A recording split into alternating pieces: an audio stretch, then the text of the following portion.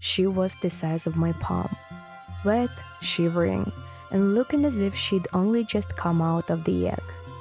Mama Goose didn't even glance in her direction, and I knew if I didn't step in, this tiny little life wouldn't make it. There were 8 eggs in the nest, but 7 never hatched. She was the only one who did. I wanted her to stay with her mother, so I gently nudged her closer to the goose with a stick. Poor little fella. But the very next day, when I came back, I saw the mother sitting off to the side and the gosling hiding under a metal pipe. It looked like the mother had been pushing her away. I think she had hatched too early, and the goose had simply decided she didn't stand a chance. At that moment, I knew there was no choice. I picked her up, placed her in a box, and took her home. She was so weak she couldn't even hold her head up. I set the box in a warm spot and gave her water from a little bottle cap, gently dipping her beak so she could learn to drink. What are you doing? Why are you back talking to me, huh? In 3 or 4 days, she could already hold her head high and started to waddle around. The first time I filled the sink with warm water, she came alive. She splashed around as if she had always known that water was her world. Not long after, she started pecking at solid food. At first, I thought she was a male and called her Mr. Waddles. But no matter where I called her, she would follow me everywhere I went. We bonded fast. That's what they call imprinting, when a baby bird sees the one caring for it as its parent. I would take the dogs for a walk, and she would hop along behind us all the way to the end of the street. Always by my side, always watching me, as if saying, "I'm not letting you go." She grew so quickly.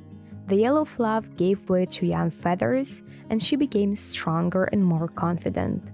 I tried to teach her how to fly, running around the yard with my arms spread while she ran after me with her wings open. Come on, you gotta fly. Come on, Waddles. And then one day she lifted off. It wasn't for long, but it was a real flight. I knew she was a wild animal, so I left the choice to her: stay with me or go join other geese.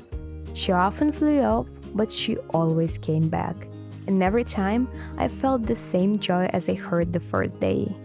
But one day, when I came down to the pond, I saw her right wing hanging limp. My heart sank.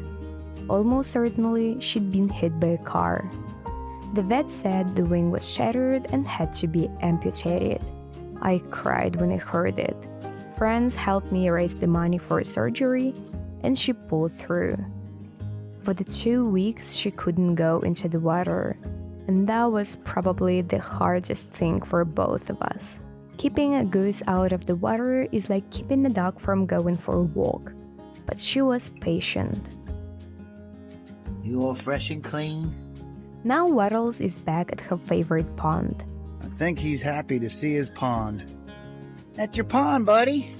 She swims with one wing, but so gracefully you'd never guess she'd been injured. And most importantly, she recognizes me from a distance. She never behaves this way with anyone else, only with me.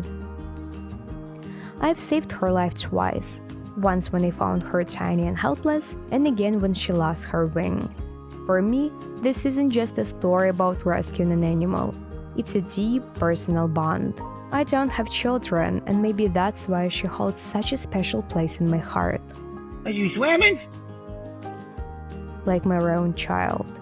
She is truly one of a kind to me. If you enjoyed this story about Waddles, don't forget to like, comment, and subscribe to see more touching and inspiring stories.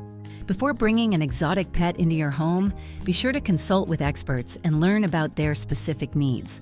Proper research is the key to giving them the happy, healthy life they truly deserve.